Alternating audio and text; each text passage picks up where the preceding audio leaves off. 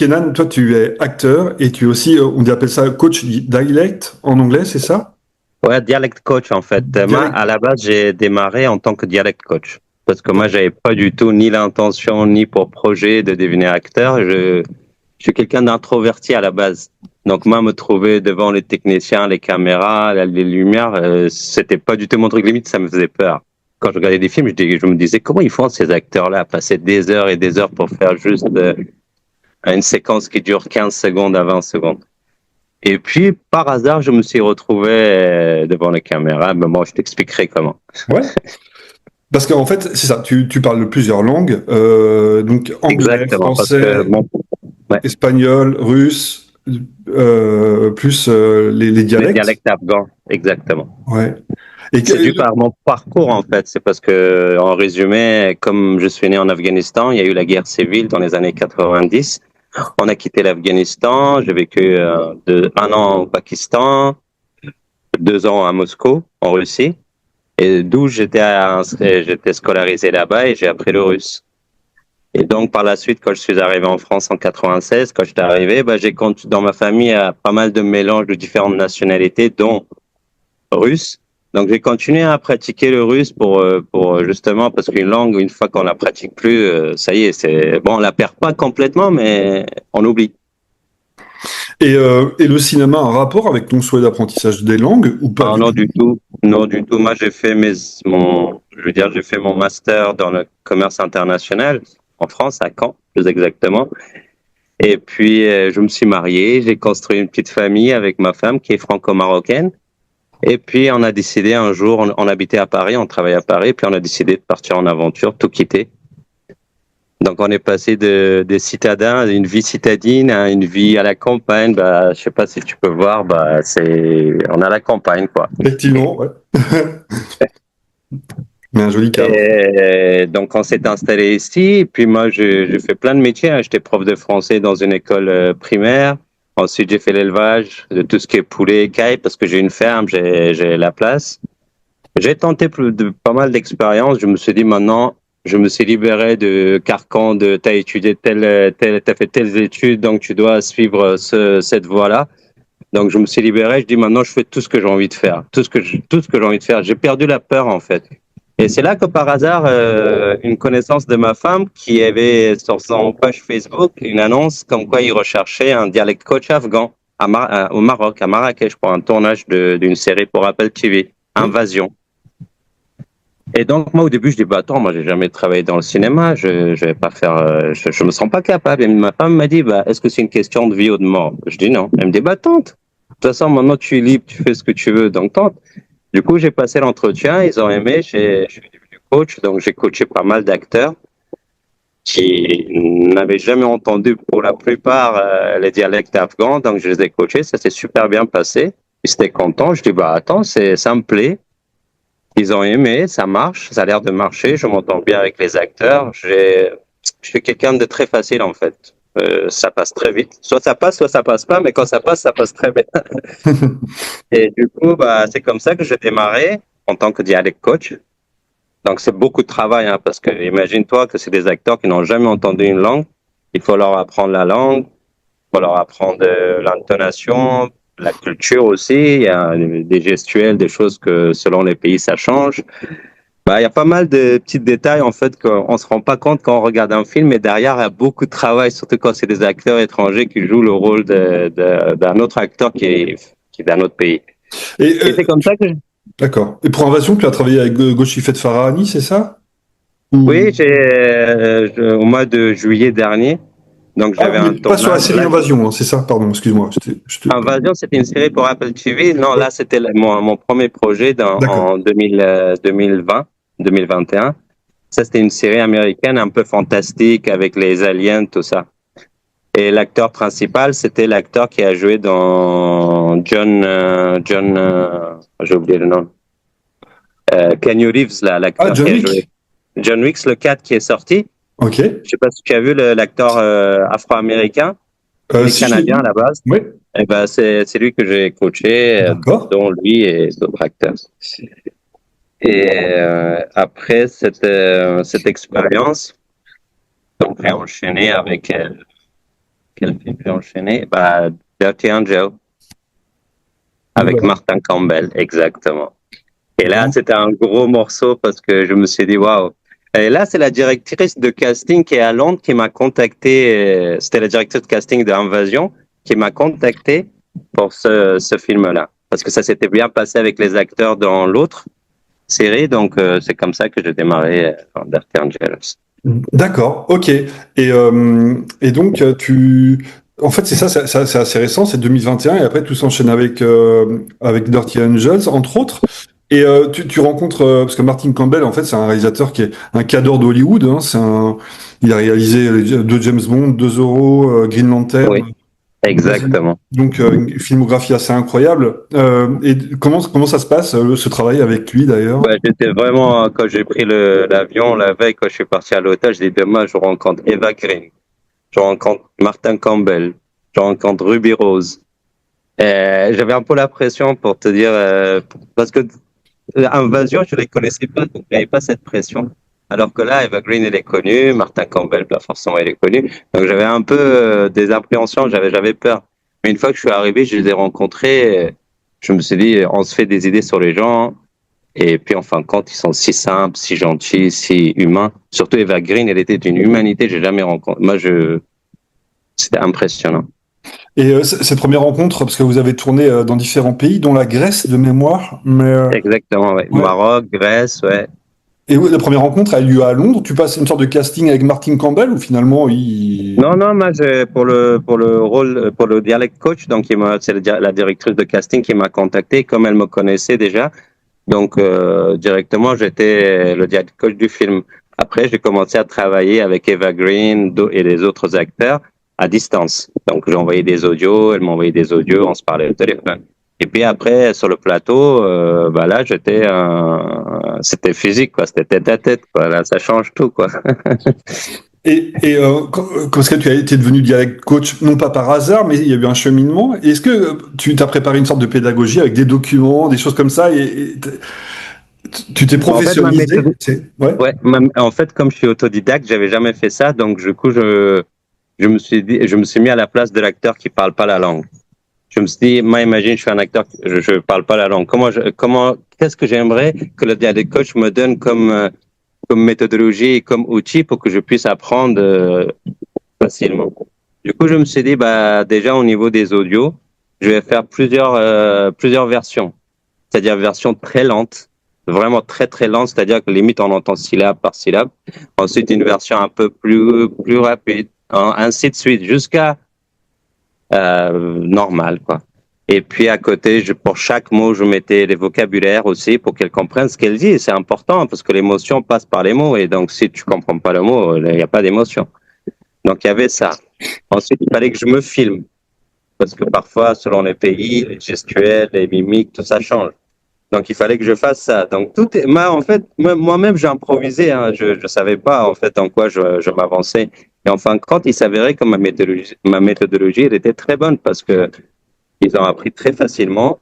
Et quand j'étais sur le plateau, je les écoutais et j'étais vraiment impressionné, quoi.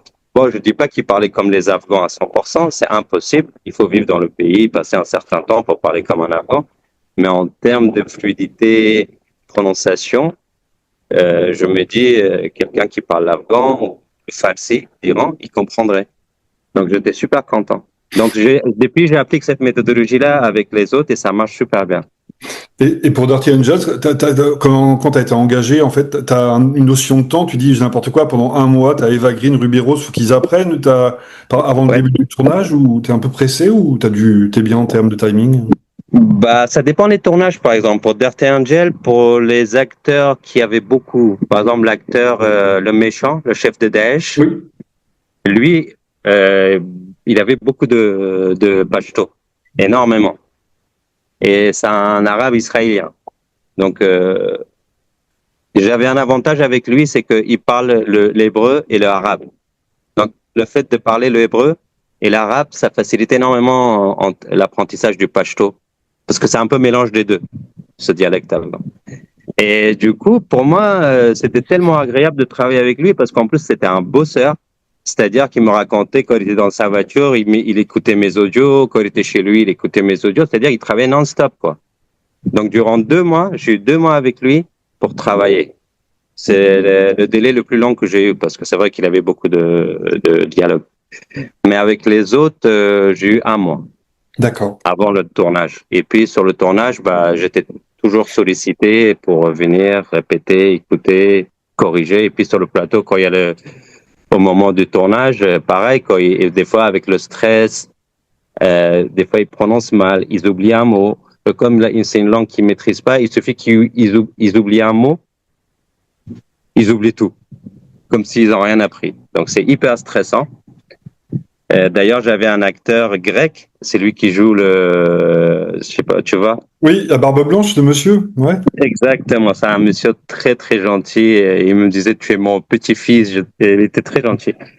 Et lui, il fumait beaucoup. Il fumait beaucoup de cigarettes. Et donc, quand ça durait longtemps, quand on faisait plusieurs prises, il avait besoin de fumer. Et des fois, bah, il n'arrivait plus. Donc, des fois, je me mettais à côté de lui, j'allumais la cigarette et dès que je voyais que il n'arrivait pas à sortir, donc il coupait, je lui donnais la cigarette, il tirait quelques lattes et puis après, ça repartait. C'était une blague de complicité entre vous deux. Exactement. Il faut en tant que dialogue coach, c'est la qualité principale, c'est créer cette complicité entre l'acteur et le dialogue coach parce qu'on passe beaucoup de temps ensemble. Et les acteurs, comme c'est des gens en fait qui sont énormément sollicités et ils font énormément attention à qui à qui ils parlent. Et donc, une fois qu'on installe ce climat de confiance, après, ils parlent de leur vie, on parle d'autres choses, quoi. On reste pas que sur apprendre. Et du coup, il y a des amitiés qui se lient. C'est magnifique. Chouette. Et parce que tu es né en Afghanistan, si je dis pas de bêtises, c'est ça? Oui, oui, à Kaboul. Est-ce que toi, tu avais un regard, parce qu'en fait, Dirty Angel, ça se passe en 2021, en août 2021 de mémoire, pendant l'attaque des Ouais. talibans. Est-ce que tu pouvais être aussi conseiller historique par rapport à Martin Campbell ou à l'équipe de production pour des éventuelles erreurs ou... Si, j'étais, en fin de compte, le dialogue coach, ça regroupe un petit peu le conseiller culturel, tout ce qui est costume, décor, tout ça. D'accord. En fait, c'est vraiment, il faut avoir un œil sur tout, quoi. Pas que l'apprentissage de la langue avec les acteurs, mais également le plateau, la décoration. Chaque détail compte, et c'est important parce que des fois, un petit truc on zappe et puis ça peut porter préjudice au film. Surtout ceux qui sont cinéphiles et qui aiment bien regarder les petits détails. Et pour les gens qui aiment les grosses productions américaines, je crois que c'est 35 millions de dollars le budget à peu près. Ouais, Tu vois, exact. quand tu arrives sur un plateau comme ça, tu sens une sorte de pression, tu sens Hollywood, tu sens, je sais pas, où... Ah oui, ça travaille. Hein. Moi, j'ai fait de la production française et américaine, et ben, je vois la différence. Hein. C'est vrai? Américaine, c'est très time is money. Donc, tac, tac, tac, tac, chaque chose est. Par exemple, Evergreen, quand elle venait pour faire la séquence, et dès qu'elle terminait, elle partait. Et elle attendait, dès qu'on l'appelait, elle revenait, elle partait. Elle restait jamais sur le plateau, quoi. Tout est une question tout est bien rodé, en fait. C'est comme un sorte d'horloge, quoi. En France, c'est différent, parce il y a le côté humain, il y a des groupes il y a des groupes qui se forment. Par exemple, les groupes caméramans, tout ce qui va avec, ils sont ensemble. Et donc, il y a un côté famille, en fait, cet esprit de famille. Si je peux comparer, c'est un peu comme les PME familiales et les grosses sociétés, quoi. Donc, on n'a pas le temps pour discuter, Et ta relation avec Martin Campbell pendant tout le tournage, ça s'est bien passé? Magnifique. Ah Magnifique. oui, et à chaque fois, il me disait, tu restes à côté de moi. Il se sentait en confiance, en fait. Pour te donner un exemple, alors, ils ont eu du mal à caster un acteur qui devait, je sais pas si tu as vu la scène à la fin quand la fille s'est fait, Mhm. tu vois, cette Mhm. scène-là, et ben, le Mhm. méchant qui était derrière, et ben, cet acteur-là, en fait, ils l'ont trouvé la veille du tournage. Et je sais pas si tu as entendu son dialogue. Je me rappelle plus, je t'avouerai. En tout cas, son dialogue dure 1 minute. C'était énorme. Je crois que c'était énorme. Et moi, j'ai appelé le directeur de casting. J'ai dit, comment je vais faire pour l'apprendre? Il est arrivé le soir. Et le lendemain, à 9h, on devait être sur le plateau et tourner. J'ai dit, mais comment je vais pas dormir la nuit? J'ai passé la nuit avec lui. C'était impossible. La chance que j'avais, c'était un Afghan. Donc, ça m'aidait déjà. Mais il fallait trouver un moyen pour que les choses se déroulent bien, parce que Martin Campbell, lui, il rigole pas. Hein. Lui, il faut que tout soit prêt, tu vois. Et donc, qu'est-ce que j'ai fait le matin? Je l'ai rencontré, on a fait connaissance, je le connaissais même pas. J'ai dit, écoute, t'as une demi-heure pour apprendre tout ça. Et il m'a dit, mais c'est impossible, je peux pas, même si je maîtrise la langue, retenir tout ça, c'est impossible. J'ai dit, écoute, ce qu'on va faire, je prends des cartons comme ça, et je l'ai écrit pour lui, sur plusieurs cartons. Et du coup, j'ai dit à Martin Campbell, je dis, écoute, c'est la seule solution. Parce que lui, il peut pas apprendre tout le texte là en une demi-heure. Et sachant qu'on l'a trouvé hier, on l'a casté, il a pris l'avion, il a même pas eu sa séquence, quoi. Ça, c'était l'imprévu du film, tu vois. C'était le seul truc un peu stressant. Et là, du coup, j'étais à côté de Martin Campbell, derrière la caméra, je tenais les cartons. Donc, il lisait, avant qu'il arrive à la fin, je jetais le carton et je tenais l'autre et ainsi de suite. Et donc, ça s'est super bien passé parce que tu vois le film et tu vois que t'as pas l'impression que le mec, il est en train de lire. C'était, des fois, on a des imprévus comme ça, il faut s'adapter. C'est ça le truc. Il faut savoir s'adapter à toutes les situations parce que dans le cinéma, tout se déroule pas comme il faut. Il y a plein d'éléments qui entrent en jeu, quoi. Et aussi dans Dirty Angels, t'es comédien. Est-ce que t'avais plus c'était une grosse histoire. Ça, c'était une histoire de... Parce qu'en fait, ils avaient du mal à trouver un acteur afghan. Et puis, moi, j'ai jamais été acteur. Donc, au début, je n'osais pas trop. Et puis, le soir, j'étais à l'hôtel, j'appelle ma femme. Je dis, tu sais, ils sont en train de chercher, ils sont en train de galérer. Toujours ma femme, elle est derrière. Hein. Ils sont en train de galérer de trouver un acteur. Je dis, j'espère que ça sera un Afghan et pas un étranger parce que je vais galérer pour le faire apprendre dans si peu de temps. Elle me dit, mais pourquoi tu le fais pas, toi? Tu les connais, tu connais l'histoire, t'es afghan, tu parles la langue et tout, vas-y. T'es sûr? Elle me dit, vas-y, tente, allez. On a fait un challenge, quoi. Je dis, si je tente, si j'ai le rôle, bon, je lui demandais un cadeau, quoi. Et du coup, j'ai appelé le casting, je dis, vous avez trouvé l'acteur? Il dit, non, on a trop du mal et tout. On a essayé de contacter les centres de réfugiés et tout, s'il y a un acteur parmi eux en Grèce. Je dis, écoute, moi, je te propose quelque chose de plus simple. Je me propose. Il me dit, tu es sérieux? Il me dit, tu es capable? Je dis, écoute. Il me dit, fais-nous une vidéo. Je t'envoie la séquence, tu nous fais la vidéo, je vais le montrer à Martin Campbell. Et si ça lui plaît, au contraire, moi, tu me soulages pour le travail. Je dis, écoute, vas-y. Et figure-toi que c'est les deux personnes qui m'ont coaché cette fois-ci, c'était l'acteur qui était le personne âgée, là, le vieux, qui était avec moi, lui, et le chef de Daesh. D'accord, ok. J'avais deux bons coachs. Et ils m'ont coaché une demi-heure. Après, ils m'ont fait la vidéo. Je l'ai envoyé à la directrice de casting. Le lendemain matin, j'arrive sur le plateau. Je vois Martin Campbell qui s'approche de moi. Elle me dit, my boy, the role is for you. Wow. Mais j'y croyais pas. J'ai appelé ma femme. Je dis, prépare le cadeau parce que c'est moi qui ai le rôle. Et t'as une sorte d'excitation quand tu vois, je sais pas, Martin Campbell quand même qui te filme, qui te cadre, et puis il y a le clap et tout, où tu t'y crois pas, t'es dans ton truc, j'étais vraiment, j'y croyais pas, quoi. Juste avant, quand j'étais au maquillage, ils m'ont maquillé, après j'attendais qu'on m'appelle. Et là, tu vois, t'as l'adrénaline qui monte, quoi. Qui monte, et j'ai tourné ma chaise pour pas voir derrière le plateau, pour un moment avoir pour moi, pour me prendre du recul. Pour dire, vas-y, donne-toi à 100%, de toute façon, c'est que du kiff. Ne te mets pas de stress, t'es pas un acteur à la base, encore moins connu, donc t'as rien à perdre, tout est à gagner. Et je me suis mis ça dans ma tête et je suis parti après, ils m'ont appelé, je suis parti, j'ai donné. Chouette. Et t'es resté en contact avec Martin Campbell après le tournage ou quand c'est comme ça? Oui, après je suis resté en contact parce que justement pour le post-prod, après il m'a appelé avant que je quitte la Grèce et donc on a regardé, j'ai vu l'opportunité de voir j'ai eu la chance de voir le film avant tout le monde. Wow.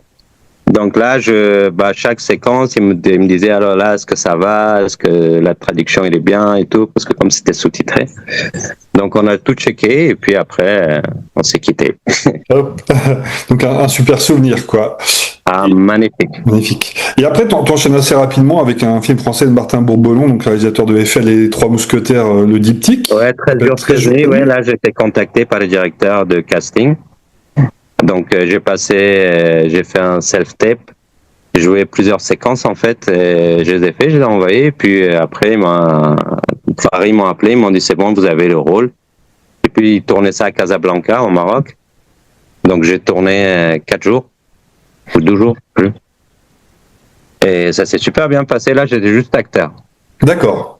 Voilà. Et donc c'est une autre façon de faire. C'est ça que tu constatais par rapport aux Américains et. Chaque production est différente. Là, c'était quand même il y avait quand même 1000 et quelques figurants. Donc, c'était vraiment très, très énorme, quoi. Donc, moi, j'ai rencontré, c'est pour te dire, j'ai vu Martin Bourboulon, en tout cas, l'équipe qui faisait le tournage avec quelques figurants et des acteurs, mais franchement, c'était tellement compliqué comme rôle parce que, en fait, j'avais plusieurs séquences où il fallait casser le vitre de bus. Moi, j'avais jamais fait ça de ma vie. En plus, il avait des exigences. Il fallait que je fasse juste un petit trou parce que derrière, il y avait une famille qui était assise. Il fallait pas que je tape trop fort pour pas les blesser. Il fallait pas que je tape trop doucement pour pas faire le trou. Et moi, j'étais là, je dis, vas-y, de toute façon, qu'est-ce que tu veux faire? C'est une question de chance, ça passe ou ça casse, quoi. Et enfin, quand j'ai eu la chance, premier coup, ça s'est passé, on l'a fait en one shot, quoi. Je veux dire que dans la vie, j'ai beaucoup de chance dans des moments comme ça. Ça se provoque aussi, peut-être, la chance, parfois. Ouais. Et à quel moment, en fait, parce que tu as un agent, pardon, et parce que Dirty Angels, t'avais pas d'agent à l'époque ou... Non. Je me débrouille tout seul, en fait. En tout cas, maintenant, j'ai un agent, mais au début, je me débrouillais tout seul, en fait. Parce que, comme j'étais au Maroc, il n'y a pas trop cette culture que les acteurs ils aient un agent, en fait. Il n'y a pas cette culture-là. Ici, c'est directement les maisons les boîtes de production qui contactent les acteurs qu'ils ont. Et voilà. Donc, du coup, j'avais pas trop la possibilité d'avoir un agent ici. Et j'ai commencé à connaître les boîtes de prod d'où j'ai eu des trucs. Mais sinon, en France, oui, j'ai un agent à Paris. Ouais. D'accord, ok. Et donc, après 13 jours, 13 nuits, pardon, tu travailles avec Redou Mieleanu. Avant Radou, j'ai travaillé pour Shabnam Zariab, qui est une réalisatrice franco-afghane. D'ailleurs, elle avait gagné pour un autre film qu'elle avait sorti un prix. Donc pareil, j'ai passé le casting et là j'étais pour le rôle du chanteur. C'était super kiffant, quoi. C'était la fête pendant 4 nuits parce que c'était le tournage, c'était la nuit. Donc on a tourné pendant 4 nuits, une ambiance afghane, vraiment à la campagne avec des danseurs, des musiciens et puis moi qui chantais. Moi je chantais pas, je faisais du playback. J'imagine bien que et puis c'est tout. Ça s'est super bien passé. La réalisatrice, elle est magnifique. Pareil, c'est quelqu'un qui a grandi comme moi en France, en fait, qui a une double culture, donc une ouverture d'esprit. Et puis j'espère que à la sortie du film, ça se passera super bien pour elle. Ah bah oui, on pourra faire une petite interview si tu veux pour promouvoir le film, si tu veux. Carrément, avec plaisir. Le plus gros projet que j'ai eu, c'était avec Radou. Le film Tu me diras, c'est ça? Tu me diras avec Pierre Lotin, la petite Afghane là, qui s'appelle Marwa, qui est arrivée d'ailleurs grâce à Radou, parce que lorsque les talibans sont arrivés en Afghanistan en 2021, tous les artistes, ils étaient en danger. Et c'est Radou, entre autres, avec l'ambassadeur de France à Kaboul, qui ont mis en place un charter pour récupérer tous les artistes afghans, c'est-à-dire des acteurs, journalistes, chanteurs, et les rapatriés d'abord au Qatar et ensuite de Qatar en France. D'accord. Et d'où son choix de faire ce film-là, en fait. Oui. On a tourné, là, c'était le dernier, là, on a tourné cette année. C'était un projet gros parce que j'ai participé depuis le début. On a fait le casting avec Radou à Casablanca. Donc, du coup, moi, j'étais le dialect coach officiel du film. Donc, après, j'allais tous les jours pour faire le casting avec Radou. Après le casting, on est parti, on a fait les préparations pendant 1 mois dans une autre ville, Wow. près du Marrakech, avec tous les acteurs. Pierre Lotin, Karim Seguer, qui est un grand acteur des années 80-90. Il était très connu. Il était un peu... il a démarré sur Canal+. Tu pourras regarder sa biographie. Il a fait pas mal de courts-métrages. Il a fait un long-métrage. Et bon, on était tous ensemble comme une famille, quoi. Et donc, on a fait les préparations. Après il y a eu les tournages pendant 2 mois dans plusieurs régions avec des paysages à couper le souffle. Et puis Radu, comme je t'ai dit tout à l'heure, c'est une personne hors de commun, quoi. En tant que réalisateur, bien sûr, mais aussi en tant que personne. Il m'a donné beaucoup de responsabilités et voilà, il comptait sur moi énormément parce que le film, la majorité des acteurs devaient apprendre tous le dari, cette fois-ci, pas le pashto, le dari. Et il m'a laissé énormément liberté aussi d'écrire, en fait, tout ce qui est figurant ou silhouette, parce que il y a le script que j'ai traduit. Ensuite, il y a la réalité sur le tournage. Il y a pas mal de choses qui peuvent changer au dernier moment. Donc, souvent les acteurs aussi, ils ont des exigences. Par exemple, Pierre Lotin, lui, c'est un acteur qui improvise beaucoup. Et les réalisateurs le connaissent, ils lui laissent une totale liberté. Parce qu'il il est très fort. Hein. C'est le meilleur parmi sa génération. D'ailleurs, il a eu le rôle de meilleur second rôle aux Oscars cette année. César, ouais. César, pardon. Et donc, à chaque fois, il me disait, Kenan, comment on dit ça en afghan? Et il apprend très vite. Tu lui dis une fois, il le répète et il te le sort aussitôt, quoi. C'est fou. Lui, c'est vraiment... Et puis, c'est devenu un frère, quoi. C'est tellement... On a passé du temps ensemble. À l'hôtel, on était ensemble. On faisait des soirées ensemble. On travaillait ensemble. On jouait ensemble, quoi. À la fin, on a fini par devenir une famille. Et, les acteurs principaux, avec moi, on était toujours ensemble, quoi. Et là, quand je suis parti à Paris pour la post-production, du coup, j'étais chez Pierre. Après, j'étais chez Karim et vice-versa, on s'est vu plusieurs fois. Donc, on a gardé les contacts et bien sûr, ils vont venir après en vacances ici, chez moi. C'est super, top. Ouais, c'est pour te dire que des acteurs, avant tout, ça reste des gens comme toi, comme moi. Par rapport à la post-production du film, t'es intervenu après Oui, c'était récemment, là, c'était il y a 1 mois et demi. J'étais à Paris. Donc, on a... là, pas mal, le Radu, le réalisateur, c'est quelqu'un de magnifique, d'ailleurs. Entre parenthèses, vraiment, je crois que j'avais jamais rencontré une personne, en dehors que ce soit un réalisateur magnifique, c'est une personne hors du commun. Il m'a donné la responsabilité de faire le casting pour tout ce qui est ambiance. Déjà, écrire les ambiances. Donc, j'écris toute l'ambiance, séquence par séquence, où il devait y avoir de l'afghan. Je les ai écrits, j'avais 1 semaine. Après, je suis parti à Paris, j'ai fait le casting, donc j'ai appelé les connaissances qu'il y avait à Paris, tout ça, les acteurs, et du coup, ils étaient OK, donc on a fixé les dates, ils sont venus en studio, c'était à Boulogne, c'est là-bas qui se passe, de toute façon, Et du coup, je les ai managés, donc on faisait les ambiances, il était là, il était présent, Radu, donc il intervenait souvent pour corriger, pour dire, voilà. Et puis, ça s'est super bien passé. On a fait des journées avec les femmes, des journées avec les hommes, des journées mixtes. Et c'était sympa.